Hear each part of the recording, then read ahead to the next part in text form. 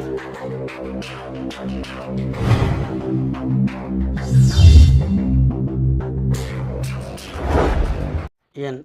குலதெய்வமான குலந்தளமனை போற்றி, பெரிய கற்பனை சாமியை போற்றி, அனைவருக்கும் எனது பணிவான வணக்கங்கள். வணக்கம். அதாவது சோதனை மேல் சோதனை. இந்த சோதனை எப்போத்தான் தீரும், இல்லை ஏன் அப்படின்னு ஒருத்தர் கேட்குறாரு. இன்னொருத்தர் லவ் மேரேஜ் பண்ணிக்க போகிறாங்க, அவங்க பிரிவினை ஏற்படுமா அப்படின்னு இன்னொருத்தர் கேட்குறாரு. இதுக்கெல்லாம் பதிலை பார்ப்போம், சரிங்களா?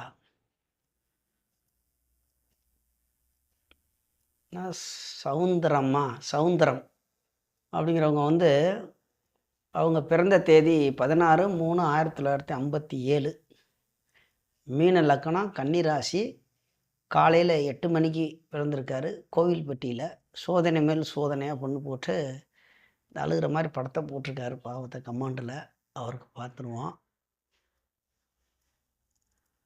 அவருக்கு பார்த்துட்டு அடுத்தவரை அடுத்ததை பார்ப்போம்.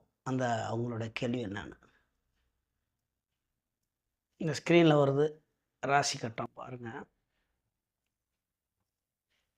லக்கணம் மீன லக்கணம். லக்கணத்திலே சூரியன், 2ஆம் இடத்தில் கேது, 3ல் செவ்வாய், 7ல் குருவும் சந்திரனும். பௌர்ணமி சந்திரன் யோகத்தில் தான் பிறந்திருக்காரு. லக்கணத்தையே குரு பார்க்கிறார், லக்னாதிபதியே குரு பார்க்கிறார்.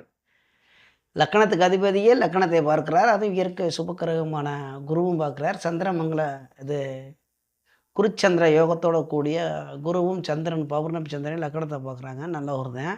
சரி பார்ப்போம். ராசி லக்கணம் வலுவாக தான் இருக்குது, லக்னாதிபதியும் வலுவாக இருக்கிறார். அந்த இடத்துல அஸ்தங்கம் அப்படி வக்ரம் ஆயிருக்கு அப்படின்னு கேட்டிங்கன்னா அது பார்ப்போம், பெருசு எடுக்க வேணாம். 8ஆம் இடத்துல ராகும், 9ல் சனி, 12ல் சுக்கிரனும் புதனும் இருக்குது.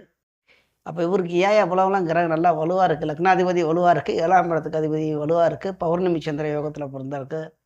சோதனை மேல் சோதனை ஏன் அப்படின்னு பார்த்தோம்னா அப்படியே வந்துடணும். எங்கே வந்தாலும் விம்சோத்தரி தசாபதிக்கு வந்துடணும். தசாபதி இப்போ என்ன நடக்குது, அந்த தசைக்கு நாதன் யார், அவன் இந்த லக்கணத்துக்கு நண்பரா பாவியா, அல்லது கொடுக்கக்கூடிய இடத்துல இருக்கானா கெடுக்கக்கூடிய இடத்துல இருக்கிறானா, கொடுப்பான கெடுப்பான சோதனைகள் அப்படின்னு போட்டிருக்காரு. பார்ப்போம். ஒரு முழு ஜாதகத்தையும் ஆய்வு பண்ணவனா அங்கேக்கெங்கே டச்சு விடுவோம், முன்னாடி நடந்தது எல்லாமே. அதுக்கப்புறம் அப்படியே வந்துடுவோம். இவர் என்ன நட்சத்திரத்தில் பிறந்திருக்காரு, தசாபதி எடுக்கணும், நட்சத்திரம் வேணும்ல. உத்திர நட்சத்திரம் 2ஆம் இடத்துல பிறந்திருக்கார். உத்திரம்னா சூரியனோட நட்சத்திரம். அப்போ சூரிய தசை வரும். சூரிய தசை எவ்வளோ நாளைக்கு அப்படின்னு கேட்டிங்கன்னா, சூரிய தசை 3 வருஷம் 6 மாதம் 26 நாள். அப்போ ஒரு 4 வருஷம் வைங்க, ஒரு கணக்கு கூட்டணும்னா. சூரியன் ஒரு 4 வருஷம், சந்திரன் ஒரு 10, செவ்வாய் ஒரு 7. அப்போ 14 ஒரு 7 21. அதுக்கப்புறம் ராகு தசை ஒரு 19 வருஷம், குரு தசை. இந்த ராகு, குரு, சூரியன், சுக்கிரன் எல்லாமே நல்லா தான் இருக்குது. இவர் தான் சோதனை மேல் சோதனைங்கிறாரு. இதில் என்ன அப்படின்னு கேட்டிங்கனாக்கும், பிறந்தப்பெல்லாம் நல்ல யோகம்தான். சூரிய தசையும் நன்மையை செஞ்சுருக்கு, சந்திரன் நன்மையை செஞ்சுருக்கு, செவ்வாய் தசை நன்மையை செஞ்சுருக்கு. சரி போனாலும் போகட்டும், ராகுனாலும் கெடுக்குமா அப்படின்னு கேட்டிங்கனாக்கு ராகுவும் கொடுத்துருக்கார், ராகு தசையும் கொடுத்துருக்கு. அப்போ கிட்டத்தட்ட ராகு தசை முடியும் போது இவருக்கு என்ன எத்தனை வயசு ஆகுது அப்படின்னு கேட்டிங்கனாக்கும் 95லே முடிஞ்சிருது. 38 வயசுக்கு வரைக்குமே ராகு தசை நடக்குது. ராகுனா நல்லா சுகபோகத்தை கொடுக்குறார், நல்லா வெளியில் போய் நல்லா தான் இருக்குது. குரு தசையும் பரவாயில்லை, லக்னாதிபதிங்கிற ஒரு காரணத்தினால அவர் வக்ரமே அடைஞ்சிருந்தாலும் பௌர்ணமி சந்திரன் கூட பார்க்கறதுனால, சூரியனும் பார்க்கறதுனால குரு தசையும் பரவாயில்ல, நன்மை தான். அப்போ இவ்வளோ நன்மை ஆகிட்டு சோதனை மேல் சோதனை அப்படிங்கிறாரு. அப்போ குருதசை முடிகிற வரைக்கும், அப்போ 2011 வரைக்கும் குருதசை தான். 54 வயசு வரைக்குமே குருதசை அருமையான பலன் தானே கொடுத்துருக்கு. அதுக்கு முன்னாடி லக்கணத்துக்கு யோகத்தை செய்யக்கூடியவர்களும் யோகர்களும், அதாவது அந்த லக்கண சுபர்களும், லக்கணத்துக்கு பாக்கியாதிபதியும் புண்ணியாதிபதியும் இப்படி எடுத்துக்கலாம், நன்மையை செய்யக்கூடியவங்க அத்தனை பேருடைய தசாபுத்திகளுமே வந்துருச்சு. அப்போ 54 வயசு வரைக்கும் பிரச்சனையே கிடையாது. அது வரைக்கும் அருமையாக இருந்துச்சு. அப்போ அது வரைக்கும்லாம் சோதனையவே காணோம். அதுக்கப்புறமா வந்துருச்சு சோதனை. 54 வயசுக்கு மேலே தான் இங்கே சோதனைக்கு அதிபதியான கர்மாக்காரகனான சனி தசை வருது. அது 73 வயசு வரைக்குமே வருது. அப்போ 2030 வரைக்குமே சனி. அப்போ அது வரைக்குமே நான் இதாக இருக்குன்னா 2028 வரைக்கும் அந்த சனியோட தாக்கங்கள் இருக்கத்தான் செய்யும்.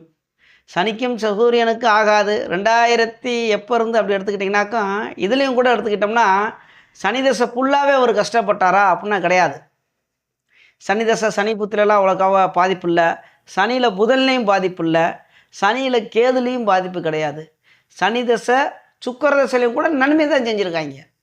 அவ்வளோக்கெல்லாம் பாதிப்பு கிடையாது. மனைவிக்கு சின்ன சின்ன பாதிப்பு வரும். ஒரு பாதிப்பு மாதிரி அவ்வளோவுக்கு பெருசாக பாய்ச்சேன் அப்படின்னா அந்த சனியில் சூரிய புத்தி வந்துச்சு 2021க்கு மேலே. அப்படின்னா 2020 கூட வச்சுக்கோங்க, ஏன்னா அது ஸ்டார்டிங் தானே. சனி தசை சுக்கிர புத்தி. அப்போ 2020க்கு மேலே 21, 22, 23, 24 போய் 25 இந்த 4 வருஷமாக படாத பாடு, நாய் படாத பாடு போடுறார். எடுப்போம். 9ஆம் இடத்துல இருக்கிறார், பாக்கியஸ்தானத்தில். கிடைக்கிற பாக்கியம் ஃபுல்லாக போச்சு.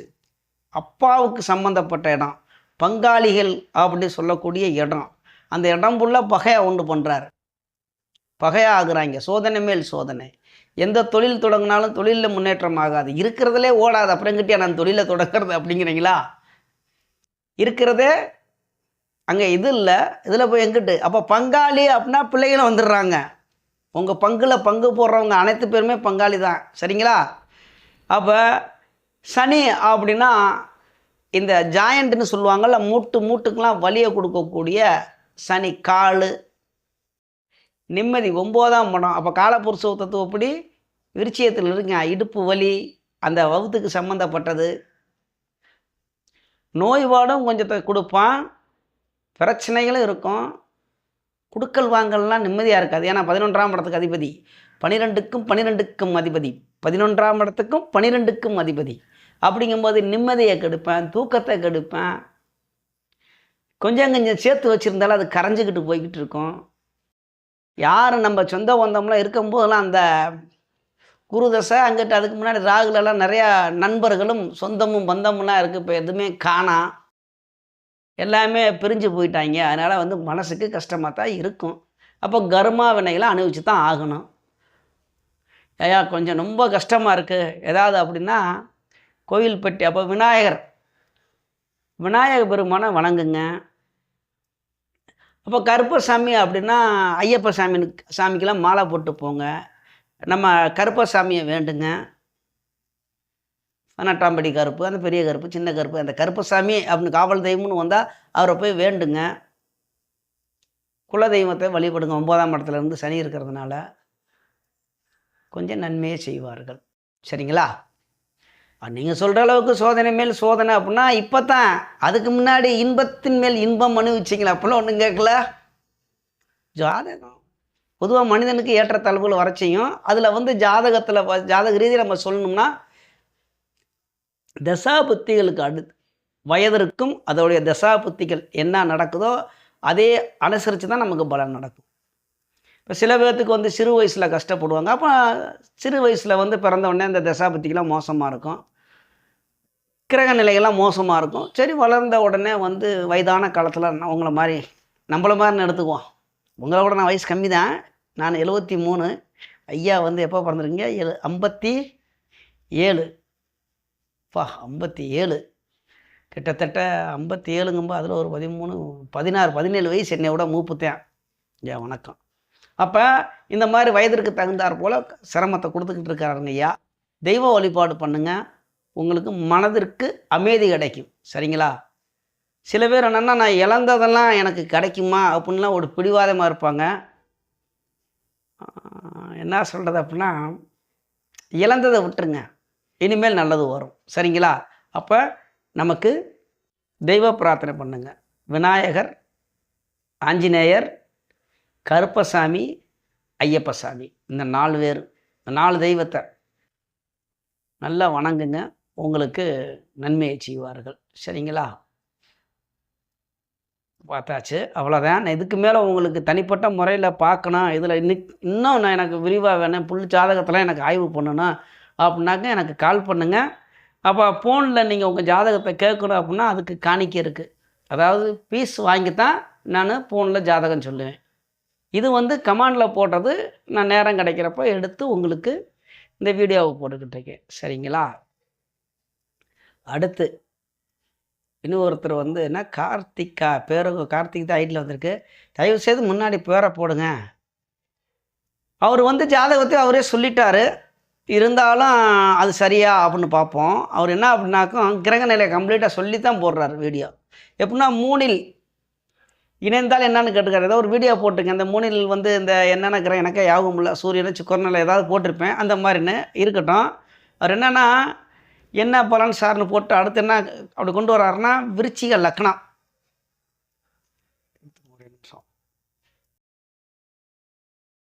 அவர் முதல்ல பிறந்த தேதி எடுத்துட்டு அவர் கேட்குறதுக்கு அப்படியே பதிலுக்கு வருவோம். பிறந்த தேதி என்ன கொடுத்துருக்காரு அப்படின்னு கேட்டிங்கனாக்கா 26/12/1997.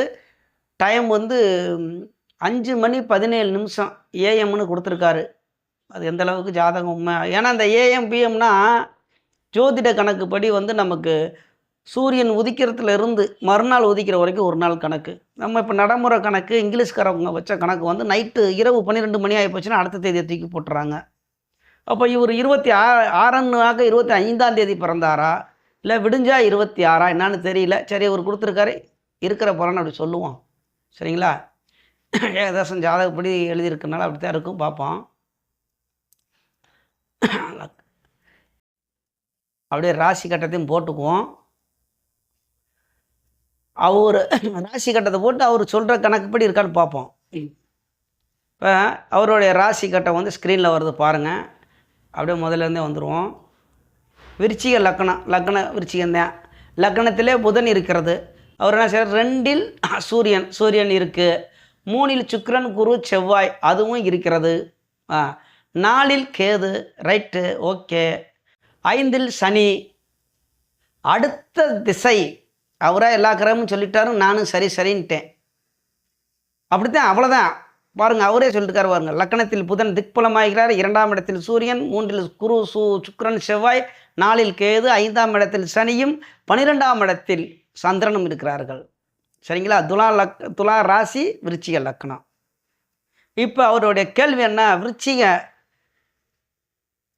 விருச்சிக லக்கணத்துக்கு என்ன போட்டிருக்காரு? விருச்சிக 8ஆவது எப்படி வரும் புரியலையே. என்னது 12ல் சந்திரன், இவர்களுக்கு பிரிவு ஏற்படுமா அப்படின்னு பார்த்துருவோம். 5ல் சனி, 10ல் ராகு, 12ற்கு பிரிவு. அடுத்த திசை 8ஆதிபதி திசை புதன் திசை. ஓ சரி. இப்போ நான் பார்த்துவோம். அதாவது இந்த ஜாதகர் வந்து லவ் மேரேஜ் பண்ண போகிறாருங்களாம்.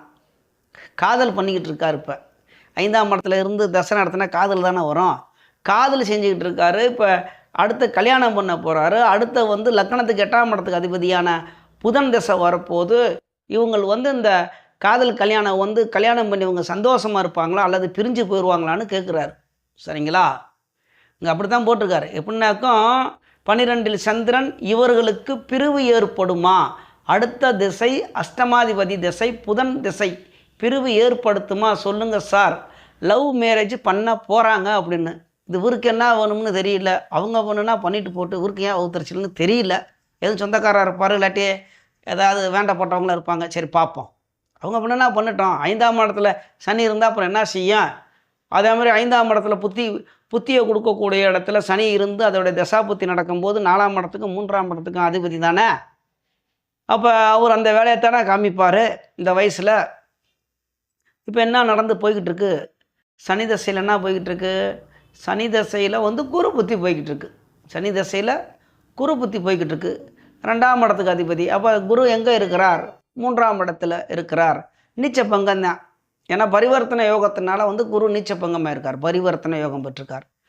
குருவோட வீட்டில் சனி இருக்கிறதும் சனியோட வீட்டில் குருவும் இருக்கிறது பரிவர்த்தனை யோகம். அப்போ அந்த பரிவர்த்தனை யோகத்தில் இருக்கிற இந்த சனி தசை குரு புத்தியில் வந்து இவருக்கு வந்து 2ஆம் இடத்துக்கு தொடர்பு கொள்றதுனால 2ஆம் இடத்துக்கு அதிபதியும் 4ஆம் இடத்துக்கு அதிபதியும் 3ஆம் இடத்துக்கு அதிபதியும் இவர்கள் கூடி 5ஆம் இடத்துல இருக்கிறதுனால காதல் திருமணம் ஓகே எடுத்துக்கலாம். இது பிரியுமா அப்படின்னு கேட்டிங்கன்னா புதன் திசையில் அந்த தசாபுத்தியில் நீங்கள் கேட்கும்போது பிரியறதுக்கு வாய்ப்பு கம்மி சொல்லிடுறேன். ஏன்னா அவர் வக்ரம் அஸ்தங்கம் பெற்று உள்ளார். சூரியன் எடுத்து அஸ்தங்கம் பெற்று உள்ளார் புதன். 8ஆம் இடத்துக்கு அதிபதி லக்னத்தில் இருக்கலாமா இருக்குங்க, தாராளமாக இருக்கலாம், ஒன்றும் பிரச்சனை இல்லை. அந்த இடத்துல புதன் திக் பலம் பெறுகிறார். லக்னத்தில் புதன் திக்பலம் பெறுகிறார். அதே மாதிரி லக்னத்துக்கு அந்த இடத்துல வீடு கொடுத்தவன் லக்னத்துக்கு 3ஆம் இடத்தில் இருக்கிறான். இயற்கை சுவரோட 2 கிரகத்தோடு இருக்கேன். அந்த புதனும் ராகுக்கு அதுக்கெல்லாம் எடுக்கணும்னா அவங்க வீடு கொடுத்தவங்க என்ன நிலைமைன்னு பார்க்கணும். அப்போ நீச்சம் கூட சேர்ந்துருக்காயா அப்படின்னு கேட்டிங்கன்னா நீச்ச பங்கமாக இருக்கேன் குரு. அப்போ சுக்கிரன் நல்லா வலுவாக தான் இருக்கேன், 7ஆம் இடத்துக்கு அதிபதி கூட. இன்னொன்று சொல்லிடுறேன் உங்களுக்கு, பிரிவினை ஏற்படுமா அப்படின்னு நீங்கள் கேட்டதுனால 7ஆம் இடத்துக்கு அதிபதியும் லக்னாதிபதியும் எங்கேயாவது இணைந்திருந்தால் அவர்கள் நல்லா சந்தோஷமாக இருப்பார்கள். அது எந்த ஜாதகமாக இருந்தாலும் கணவன் மனைவிக்கு அது அவங்க சந்தோஷமாக பிரிவினை இல்லாமல் இருப்பாங்களா, விட்டு கொடுப்பாமல் இருப்பாங்களா அப்படின்னு கேட்டிங்கன்னா 2 பேத்துக்கு ஒரே மாதிரியே இருக்கும், செயல்படுத்திக்கிட்டு இருப்பாங்கனாக்கும். லக்னாதிபதியும் 7ஆம் இடத்துக்கு அதிபதியும் இணைந்திருந்தால், அல்லது 7ஆம் இடத்துக்கு அதிபதி லக்னத்தில் இருந்தால், அல்லது லக்னாதிபதி 7ஆம் இடத்தில் இருந்தால், இல்லை இவர்கள் 2 பேரும் எங்காவது இணைந்திருந்தால், இது ரூல். கணவன் மனைவியாக இருக்கிறவங்க பிரிய மாட்டாங்க. ரைட்டு, அது நான் பிரிய மாட்டாங்கன்னு சொல்லிட்டேன். அடுத்தது இவர்களுக்கு கோச்சாரத்தில் இந்த சனி பயிற்சி கிடையாது.